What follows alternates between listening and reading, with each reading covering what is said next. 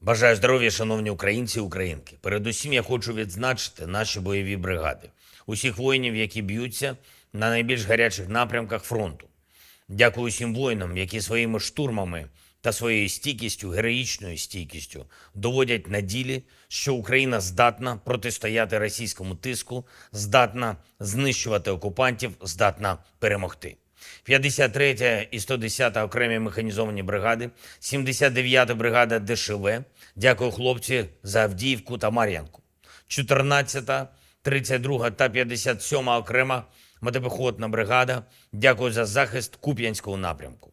80-та окрема десантно-штурмова бригада та 93-я окрема механізована бригада. Дякую вам, воїни, за Бахмутський напрямок, за просування вперед. 33-я окрема механізована бригада. Дякую за вашу силу в боях на півдні України. Сьогодні провів важливі перемовини із прем'єр-міністром Нідерландів Марком Рютте. Поінформував його про ситуацію на передовій, про наші дії, наші можливості. Я вдячний за допомогу, за системи ППО, за снаряди для наших воїнів, за потужні речі, які допомагають нам тримати безпеку східної частини Чорного моря. Наші домовленості з Марком, про які ми говорили під час зустрічі в Одесі, виконуються. І дуже важливо також і те, що Нідерланди стали першою державою з-поза меж Великої Сімки, з якою ми почали двосторонню роботу щодо безпекових гарантій. Обговорили з паном прем'єр-міністром і результати зустрічі радників щодо формули миру на Мальті. Зустрівся з делегацією Конгресу США. 3 конгресменів, які перебувають з візитом в Україні.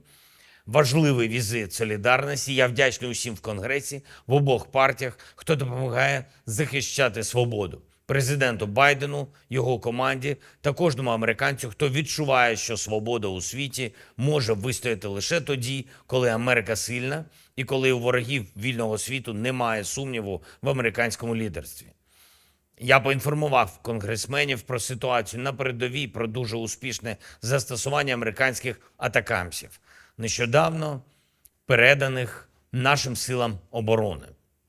Звичайно, ми обговорили і питання продовження військової та бюджетної підтримки.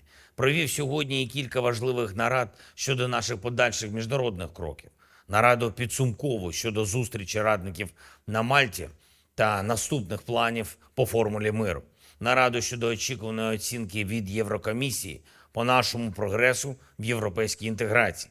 А також нараду щодо нашої стратегії по збереженню уваги світу до України, по підтримці тієї єдності, яка допомагає нам захищатись та забезпечувати системне послаблення держави-агресора. Ми маємо тверезо оцінювати російську систему.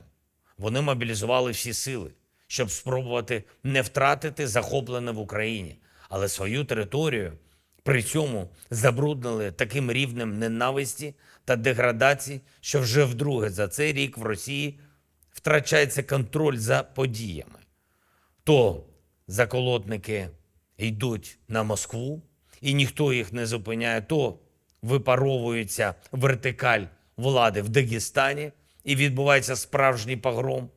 Це все сигнали того, що Росія поки може витримувати бойові дії та подекуди збільшувати тиск на фронті, але не здатна витримати це протистояння стратегічно.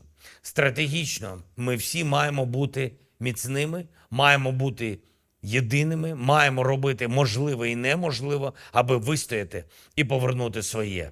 І довести, що свобода точно сильніше, ніж ненависть та агресія. Для цього потрібна наша з вами єдність. Єдність всієї Європи, єдність Америки, єдність усього вільного світу. Єдність – це найбільш ефективна, точна та далекобійна зброя. Я дякую усім, хто допомагає, дякую кожному і кожній, хто б'ється і працює заради України. Слава Україні!